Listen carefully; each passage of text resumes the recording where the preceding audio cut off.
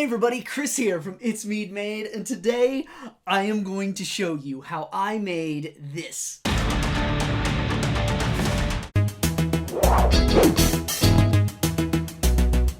So I'm really excited about today to show you how I made my Shredder costume. And I feel like Halloween is that time for us that 3D print. It's just our time to shine. You know what I mean? So I know today is a little different because I don't do too much cosplay like printing stuff, but I mean, it's Halloween. We have to do this. So I am going to take you through all of the steps that I went through to be able to make my Shredder costume. And I'm going to go ahead and put all of the links down below of the things that I also bought and things like that to be able to make this costume just look perfect. So let's go ahead and get started. So I saw this model on Etsy from Yosh Studios, and I thought it was amazing, so I had to get this and print it, because this was going to be my Shredder armor. Once I got all the pieces, I went ahead and brought them all into Bambu Studio, and put them on a bunch of different build plates. Now, I printed almost everything on my X1 Carbon, but I did print a couple pieces on my longer LK4 Pro, and a couple more parts I printed on my Ender 3 Pro. So the only real issue I faced was the shin guards were just a little too tall for any of my build volumes, so I went ahead and cut those in half. Then I went ahead and printed those on my X1 Carbon as well. And when I was printing these, I was making sure I was putting them in such a way to where any kind of supports that need to be holding the model was underneath and they wouldn't be visible, so I didn't have to do a huge amount of cleanup. And for everything, I used organic supports, both in Cura and in Bambu Studio. For the most part, this model was pretty easy to actually print. I was actually surprised of how well everything printed, and the amount of detail on this model is just amazing. Now, it did come with two different types of armor, one that's all scratched up and like battle worn, and then another one that was more clean. I decided to go the more clean route because I wanted this to look nice and shiny and look like metal, and I really didn't want to worry about any kind of battle damage or anything like that. I want this to look like a Shredder that is ready for battle, not one that's gone through battle. When all was said and done, it looked amazing once I had everything laid out. And the amount of cleanup I had was so minimal, there was some parts that I didn't even have to sand, which I thought was amazing. And I printed everything at a 0.2 millimeter layer height, just because I figured I'm going to be priming this and putting a bunch of different spray paints on this, so I'm going to get rid of any layer lines. But the prints themselves, I mean, there was very minimal layer lines. Like, I could not see them when you're just standing there looking at them.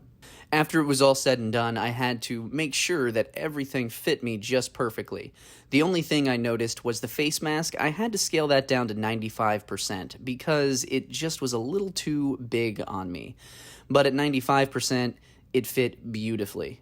And I went ahead and I measured that one for me because everything else is just printed straight at the size it's intended to be, and it fit me beautifully. I got so much enjoyment when I was putting this thing on. I just wanted to like slash everything. So once everything was all printed and ready to go, I went ahead and grabbed my Dremel and put the cutting bit on there, as well as grabbing a utility knife, because the next thing I needed to do is cut holes in all the armor. That way I can put the straps on every single piece so they can actually stay on me. Now, the straps I decided to go with is a 1-inch elastic band strap. And all I did was hold that up against my part and take a Sharpie and mark how wide it is right where I want to do it. That way I have kind of a guide when it comes to cutting with my Dremel, because I just want the slit wide enough to be able to slide that elastic band in there.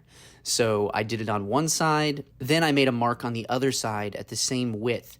That way, when I cut from each side, I can line them up, and then the strap will be able to slide through. Now, when it came to the cutting, I was really taking my time because I didn't want to mess up these prints, and I was going really slow, just kind of going in just a little bit, stopping, then going in a little more, because I didn't want to just hold it down and keep going, because you run the risk of honestly overheating this PLA, and then I'm going to have like a melted mess. So I really took my time. That way I wasn't overheating the PLA, and I was just making my cuts, then moving to the other side and doing the cut again. And I kept doing that on each side until the holes lined up and it was big enough for my strap to slide through. After I was done with the Dremel and the parts cooled off so they weren't warm anymore, I took my utility knife and just sliced off any excess debris that was still attached, because there was some bits of plastic around the edges that were kind of sharp, and I wanted to make sure I got everything off.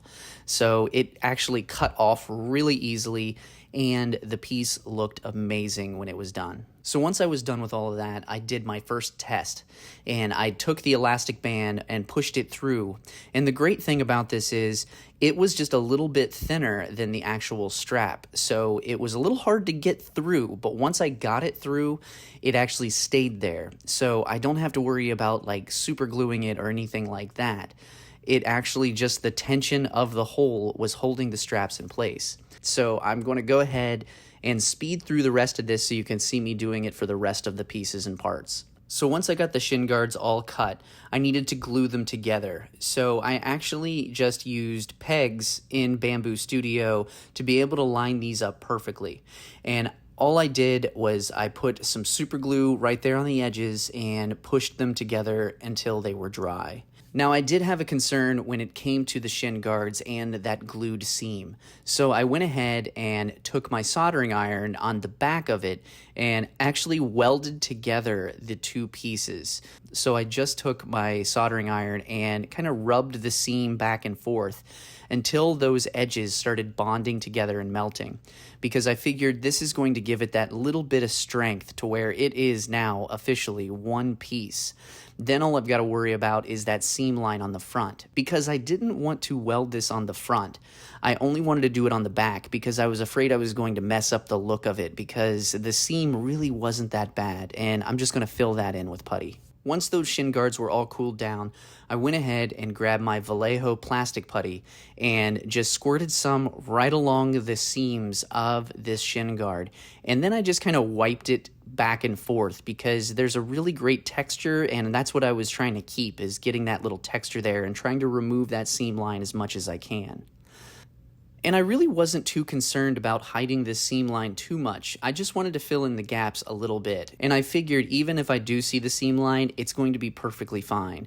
Because I'm going to be wearing this on my shins. Nobody's going to be up close looking at it. So from far away, as long as it looks good, that's all I really care about. So once I was done with that, I wiped down all of my parts, took them to the backyard, and used this Rust-Oleum flat black primer, and got my first coat of primer on this. So after a few coats of the black primer, I moved over to this Rust-Oleum Forged Hammer Antique Pewter spray paint.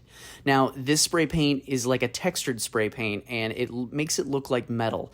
And I thought this would be amazing to be able to add to the texture of the print already. So I gave it a few coats. Now, the one thing I will tell you when you're using this stuff, you do want to keep it away from the print. You don't want to really get it close, because if you have it really close, you can get some spattering and things like that, because there's different colors in this, and you'll get a lot better result if you just do multiple passes and kind of keep it far away and you just dust it. But once it was all said and done, I cannot tell you how excited I was in my backyard seeing this metal-looking shredder armor. All right, real quick, I just have to say thank you. Thank you to all of these amazing people for supporting me on Patreon this month. And if you want to join my Patreon, you will get exclusive access to my private Discord channels where we talk about everything 3D printing, fixing our printers, those fails that we get and how to avoid them, as well as painting our 3D prints. This community is growing every day, and it is awesome. So if you're interested, I'll leave a link below for you. Other than that, let's get back to this video. Alright, so now I have all of the pieces and parts painted in this hammered forge, and it gives this really cool speckling look to it and really making it look like metal. Now, the next thing I'm going to do, which is honestly the last thing when it comes to the paint job on this, is I am going to put rub and buff on the edges right here. So right where the sharp parts of the blades are, I am going to completely cover this in rub and buff. Now, the one thing is, I am going to use this a little different than I've used it in the past, because I have these little makeup applying like sponges, and I am going to just coat this. I want a very thick coat, so I've always said a little bit of this goes a long way, but for this project we're going to use a lot of it, and I'm probably going to empty this tube and have to get into my other tube. So all I'm going to do is open this up. I'm going to apply some.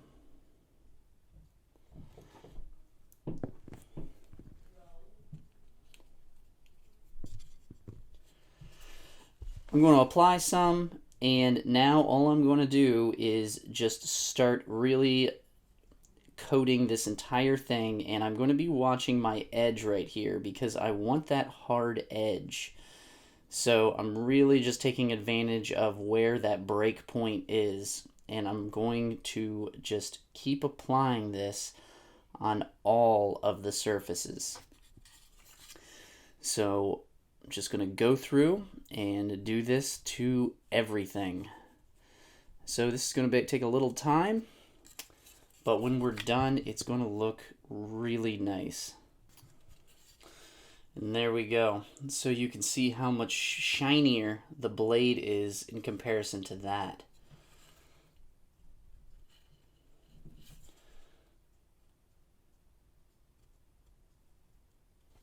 All right, so here we go. I'm going to do all of the rest of them.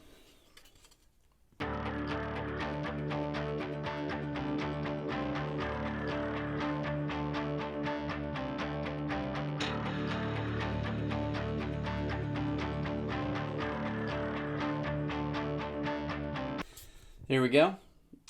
The blades are done. Now let's move on to all of the other ones.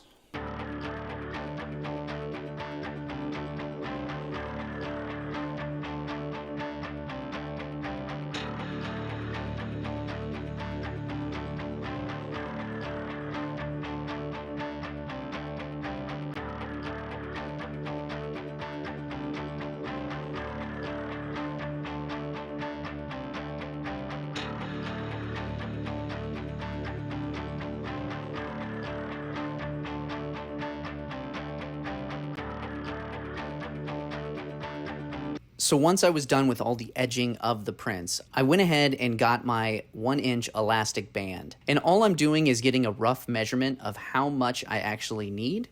And I'm going to put it through one side, then I'll measure and then cut. And the one thing I'm doing for every single one of these, I'm giving myself an extra amount of strap because I can always go back and cut it once everything is sized the way I want it.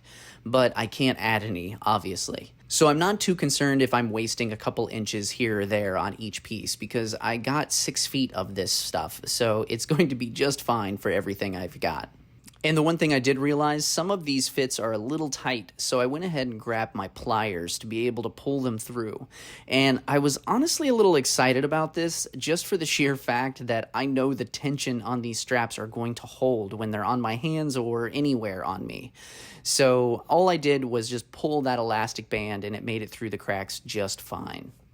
And then the moment of truth.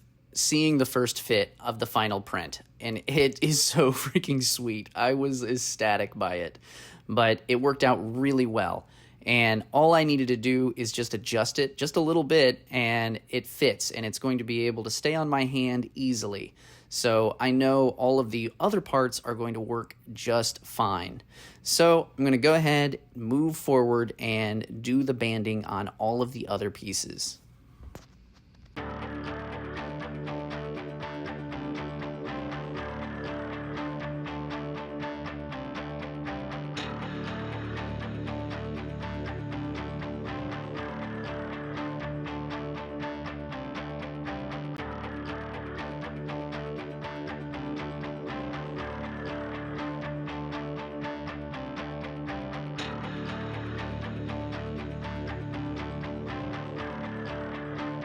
Okay, so now I have the top crown, and I am going to go ahead and rub and buff this entire thing, because I want this to be extra shiny. And I also have the mask. Now, when it comes to the mask, I'm going to be doing some different things with it. but I think I am going to do a little bit of custom painting to just bring out a little bit of detail in this, and I think it'll look really nice when I'm done. But first, I'm going to go ahead and rub and buff this entire thing, and I am going to be using a spouncer for this. That way I can get it really good. And since I'm getting the whole part, I'm going to go ahead and put a glove on just so I don't get rub and buff all over me. And put some on the actual spouncer here. And I'm going to put a good amount. And there we go. So here we go.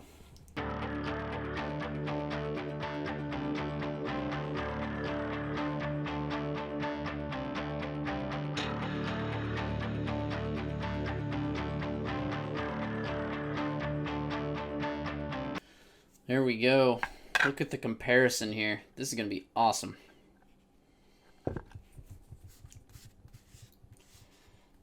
There we go. So now I'm just going to let this set. Alright, first I'm going to get some just regular black acrylic paint from Apple Barrel. Add a few drops of water. Okay, so I am going to go ahead and trim all of this. So I am going to go through here and get all of the recesses right here all black.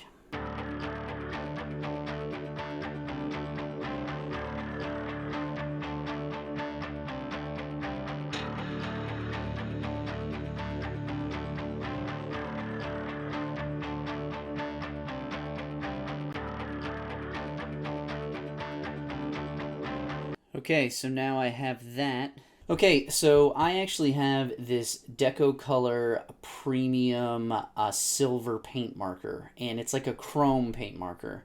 So I am actually going to do chrome paint on this little swoop right here, just because I think it would look really cool. So all I'm going to do is go through here and actually paint it this chrome.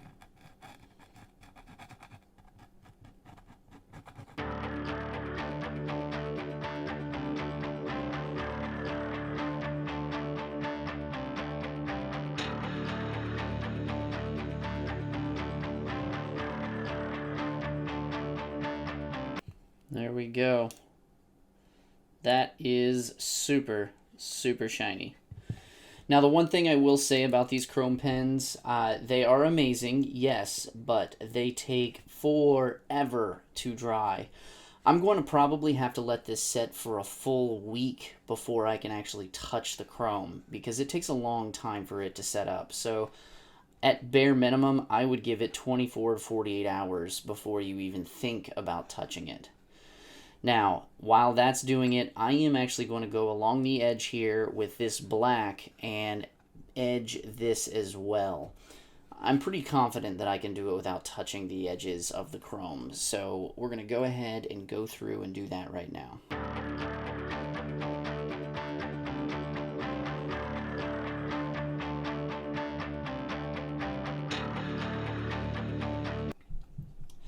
Now, I think just for consistency, I think I'm going to also paint this right here. So let me go through and do that too.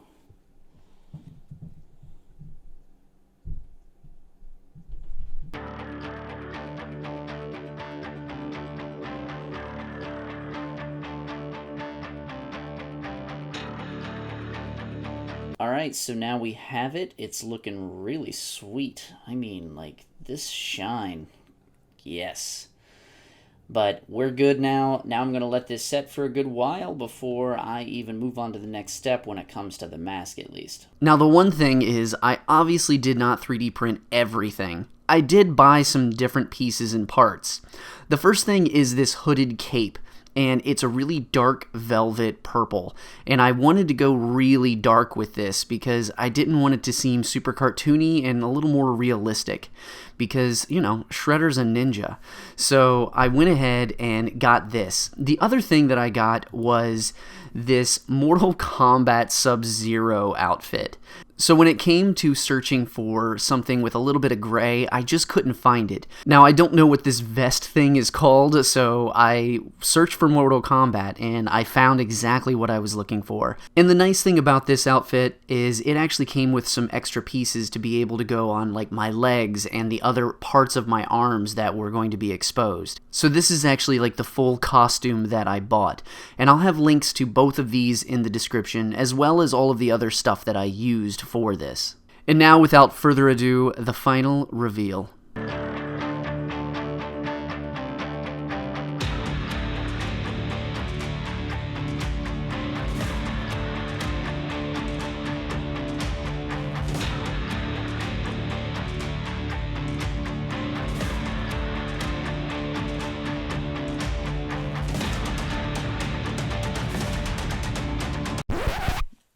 Now I just cannot wait to actually wear this out. Like, Halloween needs to get here so I can walk with my kids. Alright, so I just gotta know, like, are you 3D printing something for your Halloween costume? Let me know what it is, because, I mean, when it comes to 3D printing, the sky is the limit. That's what I love about this hobby. I'm Shredder. It's freaking awesome. That's it for this video. I wish you guys a great day and a safe Halloween. But we'll go ahead and see you in this next video right here.